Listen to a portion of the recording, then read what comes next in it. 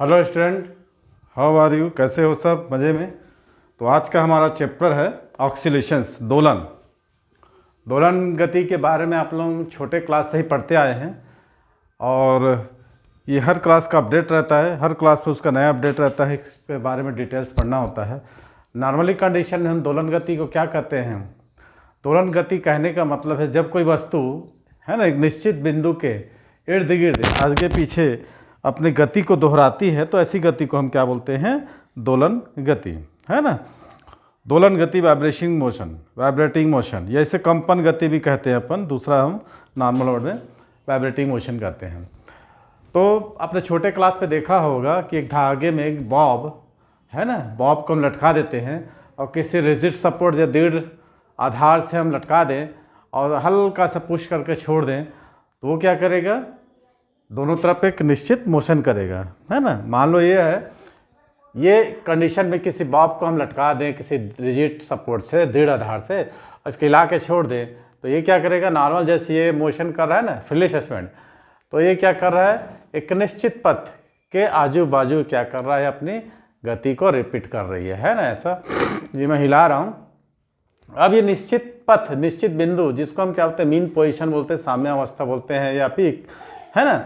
अब हम इसको पुश किए हैं तो ये जितना आप पुश करेंगे उतना इस कंडीशन में जाएगी, है ना।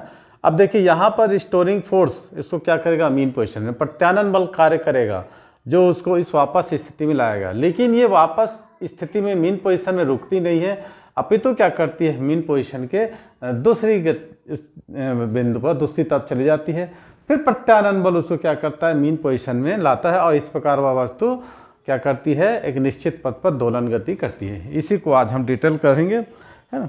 तो ये क्या है? मीन पोजीशन है और ये एक्सट्रीम पोजीशन।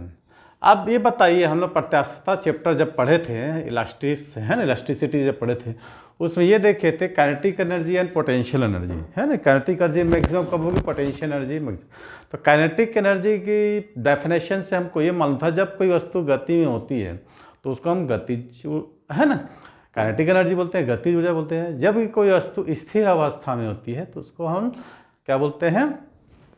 पोटेंशियल एनर्जी बोलते हैं, है ना।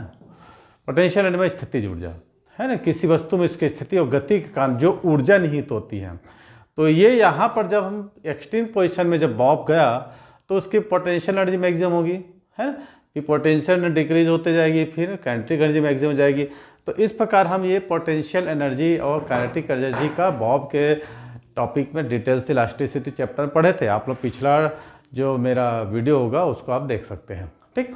तो आवर्ती गति जैसे आवर्त बार बार रिपीट करना, पीरियडिक मोशन, वह गति जितने समान है ना, वह गति जिसकी समान समयांतराल के पश्चात क्या होती है? रिपीटेशंस होती है, पुनरावृत्ति होती है।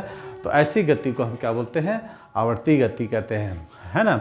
हमको ये पता है कि जितने भी प्लैनेट्स हैं, एस्ट्रॉयड धूमकेतु है ना, धूमकेतु सूर्य के चारों क्या करते हैं? मोशन करते हैं।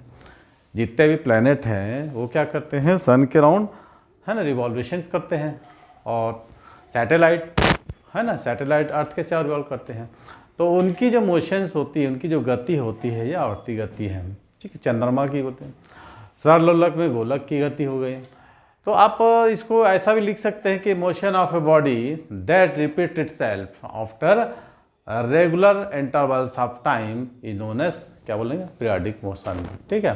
ए मोशन ऑफ ऑल प्लैनेट्स, ठीक है, comets, satellites and so on around the sun, okay. The motion of moon around the earth, the motion of moon around the earth and the motion of bob of a simple pendulum, ठीक है। ये हुआ आवर्ती गति, ठीक। आवर्ती गति के बारे में जितना भी जाना जाए कम है, लेकिन ये सफिशिएंट है, आप इसको छोटी क्लास से पढ़ते आए हैं। अब हम देखते हैं वाइब्रेटिंग मोशन, ठीक है, या ऑक्सीलरी मोशन बोलते हैं, दोलन गति। तो उसका डेफिनेशन मैं भी दिया था कि आप लिखोगे कैसे एग्ज़ाम में। अब एग्ज़ाम तो आने ही वाला है आपका, सारी एग्ज़ाम से CBSE के तो चालू हो गए हैं और जो स्टेट लेवल के एग्ज़ाम है जनरली वो मार्च तक कंप्लीट हो ही जाएंगे। तो आपके लिए ये वीडियो मेरा जो काफ़ी यूज़फुल होगा। आप इसको अपने स्टूडेंट्स के साथ अपने दोस्तों के साथ शेयर करते हैं, है ना, शेयर कर सकते हैं, क्लासमेट के साथ। और आप इसको घर में आराम से इसको बैठ के दे सकते हैं, इसको आपको हेल्पफुल मदद मिलेगा है। तो दोलन गति, जब कोई वस्तु किसी निश्चित बिंदु, क्या लिखोगे, जब कोई वस्तु किसी निश्चित बिंदु के आसपास इर्द गिर्द, क्या लिखोगे, जब कोई वस्तु किसी निश्चित बिंदु के आसपास इर्द गिर्द एक निश्चित टाइम पीरियड समय अंतराल में गति करती है तो ऐसी गति को हम क्या नाम देते हैं, दोलन गति कहते हैं। और वह निश्चित बिंदु है, परफेक्ट पॉइंट जो होता है ना, जिसके आसपास कोई वस्तु गिरती है, उसे हम क्या करते हैं, मीन पोजीशन है ना, इक्विलिब्रियम पोजीशन या फिर साम्यावस्था कहते हैं। ठीक, तो the motion of a body is said to है ना, oscillatory motion if it moves, क्या लिखो, it moves to and fro about a fixed point, if है ना, it moves to and fro about its fixed point after regular interval of time. The fix point, ठीक है, about जो fix point, the fix point about which the body oscillate is known as position, और ठीक है, mean position और equilibrium positions. ठीक है, the oscillatory motion is also known as, क्या करेंगे, कंपन गति। The oscillatory motion is also known as vibrating motion, या इसको हम कंपन गति भी कहते हैं, माने कंपन कर लिए ना दोनों तरफ, ऐसे ऐसे ऐसे है ना, वाइब्रेटिंग मोशन कहते हैं। तो इसका एग्जांपल वही हम देते हैं, सरल लोलक, मैंने बॉब के मोशंस हो गया, स्प्रिंग से जुड़े जी, मान लो कोई वस्तु को हम स्प्रिंग से लगा देते हैं तो स्प्रिंग खिंचाता है, फिर प्रेस करते हैं ना, अपने मीन पोजीशन में आने की वजह, जब स्प्रिंग को हम खींचते हैं तो खींचा जाता है, जब छोड़ते हैं तो फिर से अपने वापस उसी स्थिति में आ जाती है। तो स्प्रिंग से जुड़ा हुआ कोई पिंड होता है, उसकी गति होती है। अगर मान लो हम यूनी शेप की कोई नली ले रहे हैं, उसमें कोई लिक्विड भर रहे हैं, तो उसको हिलाने पर जो द्रव जो लिक्विड है मोशन करता है, उसको ही बोल सकते हैं the motion of bob of the simple पोना, the motion of the mass attached to the spring, a liquid content in U2 when disturbed, ठीक, execute simple harmonic motion। ठीक है, तो ये हमारा कुछ फोकस हुआ आवर्ती गति और दोलन गति के। अब अपन देखते हैं कि ऑक्सीलेशन या वाइब्रेशन एक्चुअल में होता क्या है। ठीक है, इसके लिए एक डायग्राम हमको बनाना पड़ेगा, तो आप लोग अच्छे से ध्यान से देखिए। माना कि एक पॉइंट लेते हैं, suppose any point, take any point, माना कि कोई है ना, एक पॉइंट ले लेते हैं, ये क्या है, इसकी एक मीन पोजीशन है, साम्यावस्था है। ठीक है, ये क्या है, ये पॉइंट ले ली ओ, एक E1 और E2। ठीक है, ये देखिए लाइन खींचा हुआ, ये पॉइंट ओ है, that is the mean position. And E1 और E2 दोलन गति की है ना, अधिकतम विस्थापन की स्थिति के बिंदु, जो डिस्प्लेसमेंट हो रहा है, एक E1 ले लेते हैं, यहाँ पर एक E2 ले लेते हैं। ठीक है, आप लोग डायग्राम बनाइए वैसे ही जैसे बोल रहा हूँ, एक स्केल लाइन खींचिए, है ना, स्केल एक लाइन खींचिए। तो वो क्या है कि फिक्स पॉइंट है, और E1 E2 क्या है, इसका E1 E2 क्या है, दोलन गति के अधिकतम मैक्सिमम जो डिस्प्लेसमेंट हो रहा है उसका एक पॉइंट है। ठीक है, what is O is the mean position, ऐसा बना सकते हैं।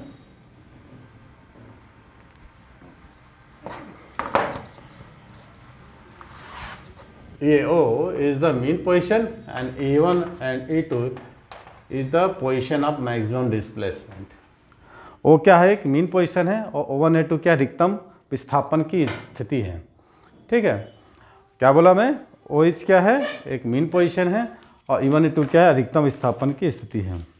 अब मान लो हम किसी वस्तु को O से E1 तक और फिर O से E2 तक हम क्या करते हैं, उसको डिस्प्लेस करते हैं ना। क्या कर रहे हैं अपन, कोई वस्तु को मान लो उसके मीन पोजीशन से O से E1 तक और फिर O से E2 तक हम क्या करते हैं, उसको डिस्प्लेस करते हैं। ठीक, तो यह उसकी क्या कहलाएगी, कंपन कहलाएगी। क्या लिखे हम, किसी वस्तु को O से E2 तक और फिर E2 से E1 तक और E1 से पुनः O तक, मैंने क्या बोला, O से E2 तक, E2 से E1 तक, E1 से पुनः O तक हम क्या करते हैं, उसको डिस्प्लेस करते हैं, तो उसकी क्या कहलाएगी, दोलनीय कंपन गति। ठीक है, let O be the equilibrium position और mean position and E1 E2 are the extreme position of the oscillatory motion. What is O is the mean position, E1 E2 the extreme position of the oscillatory motion. The motion of the body O to E2 and then क्या करेंगे, O से E2 तक ले गए, and then to E1 and back O from इस, है ना, oscillation और वाइब्रेशन। ये हो गया इसका कंपन गति बोल सकते हैं उसको। अब अपन देखते हैं, क्या थ्योरी है, थोड़ा सा डेरिवेशंस कम है। अब देखेंगे द पीरियड्स और फ्रीक्वेंसी। फ्रीक्वेंसी आप अल्टरनेटिंग करंट में पढ़े होंगे, ठीक है। हमारी इंडिया की फ्रीक्वेंसी कितनी है, 50 हर्ट्ज है। मैंने 1 सेकेंड में जितना कंपन करता है ना, उसको अपन फ्रीक्वेंसी करते हैं। 50 हर्ट्ज है हमारी इंडिया की अल्टरनेटिंग करंट की, प्रत्यावर्ती धारा की। तो यही देखेंगे अब पीरियड्स ऑफ फ्रीक्वेंसी। तो मान लो कोई दोलन करने वाली वस्तु है, क्या लिखेंगे, जब कोई दोलन करने वाली वस्तु को अपना एक दोलन, माने जहाँ से स्टार्ट हुआ है वहाँ तक ख़त्म करने में, एक दोलन पूर्ण करने में जितना समय लगता है उससे उसका दोलन काल या आवर्तकाल कहते हैं। और इसको हम किससे रिप्रेजेंट करते हैं, टी से। ध्यान से सुनिएगा, जब कोई दोलन काल करने वाली कोई वस्तु है उसको एक दोलन कंप्लीट करने में, ठीक है, जितना समय लगता है उसको हम उसका दोलन काल यहाँ करते हैं, इसको हम टी से करते हैं। The time taken by vibrating और oscillating body the complete one oscillation और वाइब्रेशन इज नोन एज क्या बोलेंगे, इट्स टाइम पीरियड। ओके। अब फ्रीक्वेंसी की बात है, ये तो हम दोलन काल हुआ कि, है ना, जहाँ से निकला है वहाँ तक ख़त्म हो रहा है, ठीक है। जैसे कि मान लो कोई घड़ी है कि सुई है, 12 बज रहा वहाँ से चालू हो रही है, पुनः 12 तक कंप्लीट करने में कितना ले रही है, 1 घंटा ले रही है ना। मान लो कोई घड़ी जो है एक कंप्लीट कर रही है सुई, है ना, तो कितना घंटा ले रही है, 12 से, माने जहाँ से चालू हुआ वहाँ तक ख़त्म होने में जितना समय ले रहे हैं उसको हम क्या बोलते हैं, दोलन काल, छुट्टी करते हैं। अब फ्रीक्वेंसी, मान लो दोलन करती किसी वस्तु द्वारा, क्या लिखोगे, दोलन करती हुई कोई वस्तु द्वारा 1 सेकेंड में जितना दोलन, जितना वाइब्रेशन या कंपन जितना पूर्ण कर लेता है क्या आवृत्ति कराती है। या तो 50 कर ले, 60 कर ले, 100 कर ले, कितना, 1 सेकेंड में जितना दोलन या जितना कंपन 1 सेकेंड में कंप्लीट कर लेती है या पूर्ण कर लेती है उसको हम क्या बोलते हैं, उसकी फ्रीक्वेंसी बोल सकते हैं या फिर आवृत्ति बोल सकते हैं। इसे वी से, न्यू से, एफ से किसी से व्यक्त कर सकते हैं। तो नंबर ऑफ ऑक्सीलेशन कंप्लीटेड, क्या लिखोगे, number of oscillation completed by oscillating body in 1 second is known as the frequency of the body and it is represented by, कभी कभी इसको हम न्यू से, एफ से, एन से भी डिनोट करते हैं, समटाइम्स डिनोटेड बाय न्यू और एफ। क्लियर। अब हम इसमें देखते हैं कि इन दोनों में रिलेशंस क्या होता है। रिलेशंस आप लोगों ने कई बार पढ़ा होगा, 9th में भी पढ़ा होगा, 8th में भी पढ़ा होगा। अगर आप अच्छे से पढ़े होंगे तो पढ़ने की ज़रूरत नहीं है, एक बार आप देख लेंगे तो एग्जाम में आसानी से लिख सकते हैं। Relations of between time period and frequencies, है ना। क्या लिखेंगे अगला topic,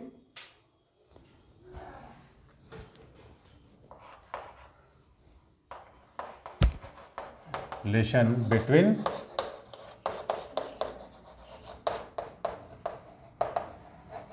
time period and frequency.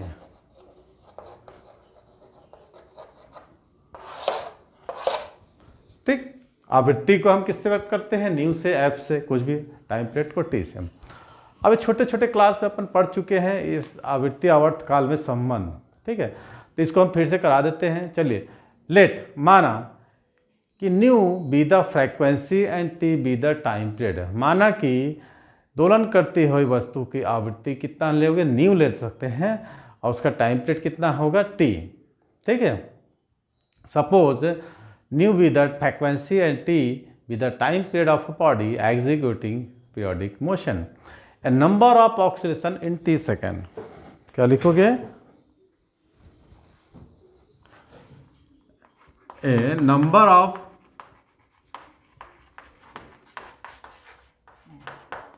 In T second, ठीक है। क्या लिखोगे, number of oscillation in T second, कितना लिखोगे, 1। अब number of oscillation T second की, टी सेकेंड में दोलनों की संख्या कितनी होगी, 1। तो number of oscillation in 1 second,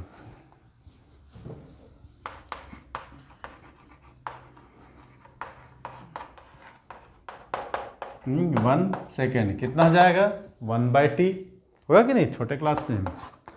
1 second में दोलनों की संख्या कितनी हो जाएगी? 1/t।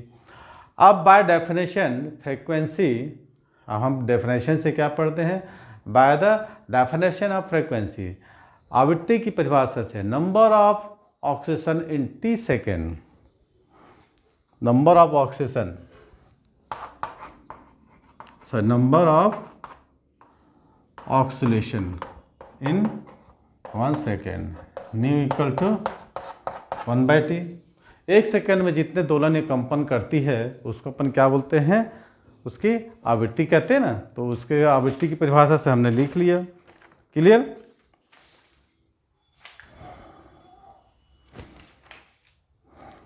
तो इसको क्रॉस मल्टीप्लिकेशन कर दो, आंसर आ जाएगा। ठीक, करिए क्रॉस मल्टीप्लिकेशन।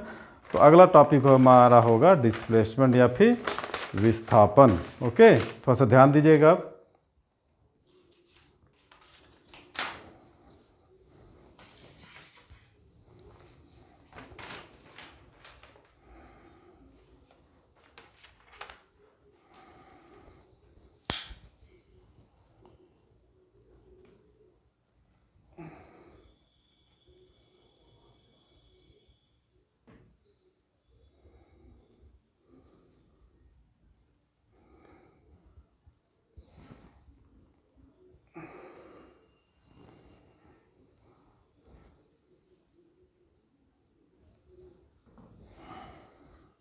एक मिनट थोड़ा सा। ओके, अब हम क्या देखेंगे? डिस्प्लेसमेंट। थोड़ा सा कैमरा सेटिंग कर रहे थे, मोबाइल हिल गया था। तो अब हम देखेंगे डिस्प्लेसमेंट, या फिर इसको हम बोल सकते हैं क्या? विस्थापन। ओके, विस्थापन के लिए हम वही वाला डायग्राम बनाइए जो हम बनाए थे। कौन सा डायग्राम? वो जो था मीन पोजीशन था, और 1 और 2 क्या था? इसका मैक्सिमम डिस्प्लेसमेंट था। ठीक है। विस्थापन, मान लो कोई दोलन करने वाली वस्तु है किसी कण द्वारा, है ना। मान लो कोई कण दोलन कर रही है, उस दोलन करने वाले कण द्वारा उसकी साम्यावस्था या माध्यावस्था से उसकी जो ऑब्जेक्ट मोशन कर रहा है, कौन सा मोशन? ऑक्सीलेशन मोशन कर रहा है, उसका मीन मोशन से या माध्यावस्था से बोल सकते हैं, तय की गई जो दूरी होती है उसको हम क्या बोलते हैं? डिस्प्लेसमेंट कहते हैं। ओके, और इसको डिस्प्लेसमेंट को वाई कहते हैं। ये क्या है? मीन पोजीशन है ना। ये मान लो यहाँ से, सॉरी E2 है, ये यहाँ से यहाँ जा रहा है, ये इसका क्या होगा? डिस्प्लेसमेंट हो जाएगा। तो मान लो कोई ऑक्सीलेटरी मोशन होगा, उसके मीन पोजीशन से जितना एक्सट्रीम पोजीशन तक आने में जितना दूरी तय करेगा उसको हम क्या बोलते हैं? डिस्प्लेसमेंट। ठीक है, क्या लिखोगे? The distance travel by an oscillatory particle at an instant, क्या लिखोगे? The distance travel by an oscillatory particle at an instant, है ना, फ्रॉम इट्स इक्विलिब्रियम और mean position known as displacement of the particle at that instant. ठीक है।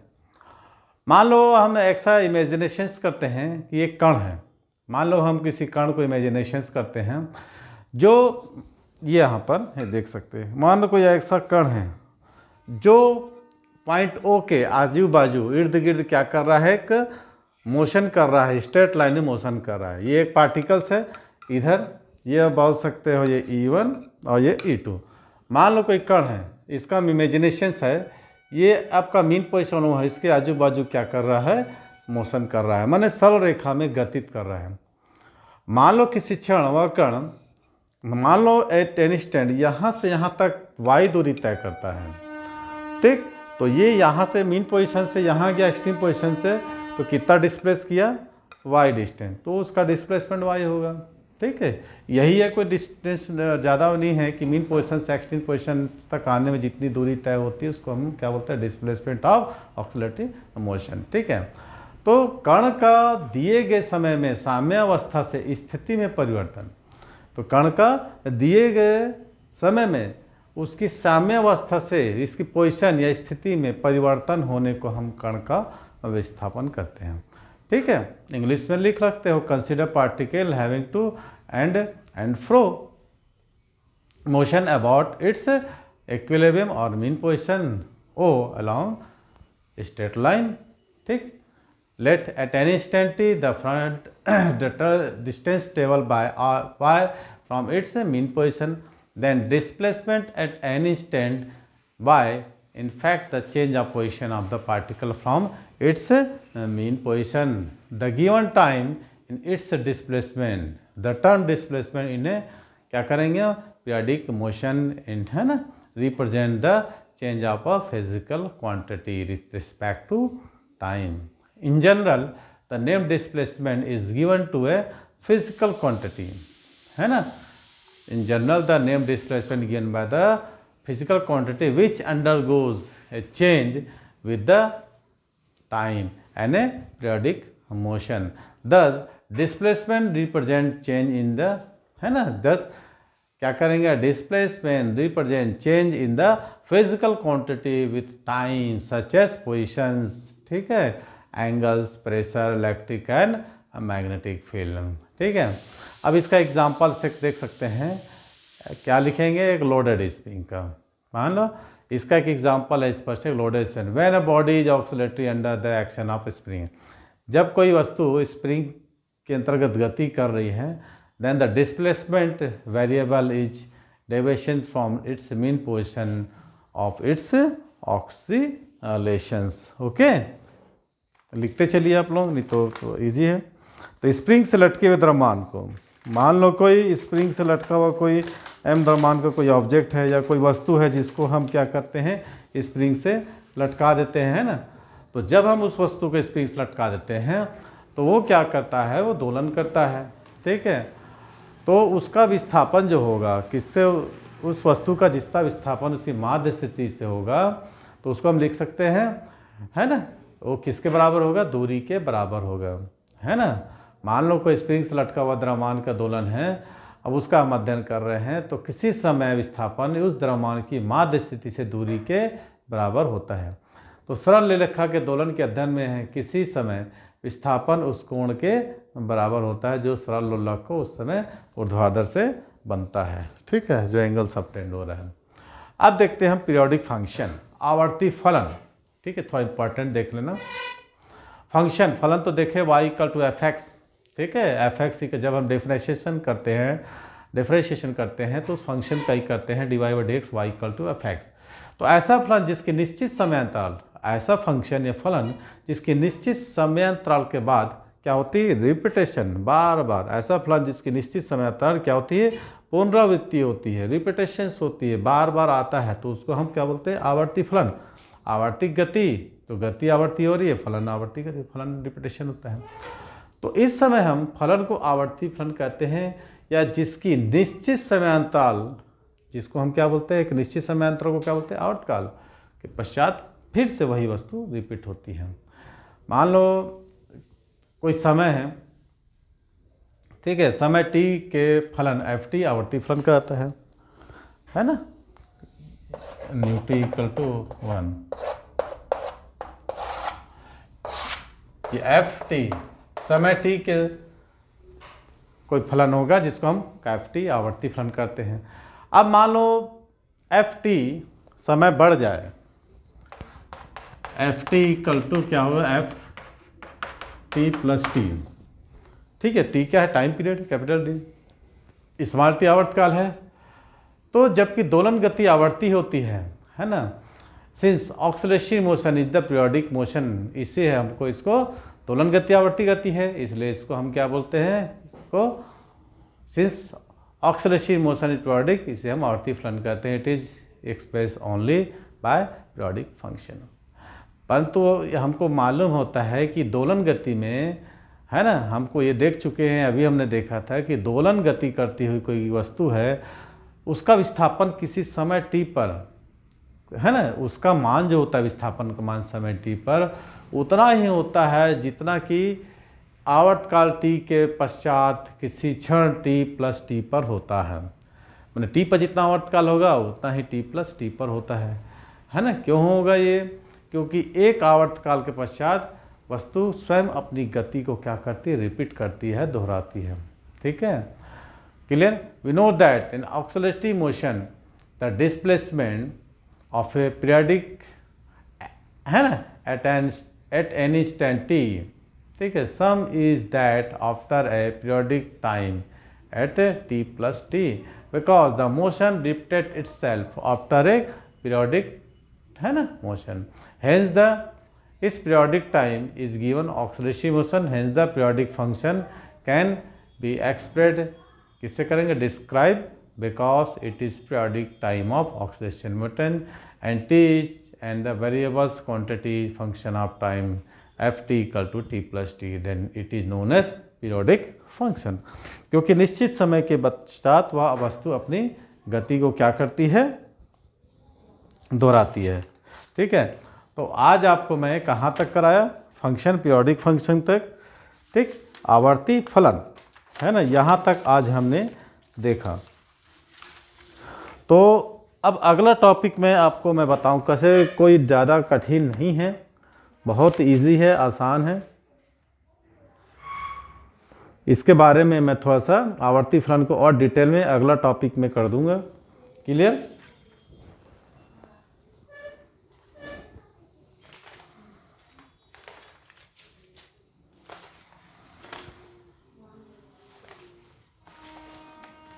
हाँ, लिख लिए, आप लोग लिखिए।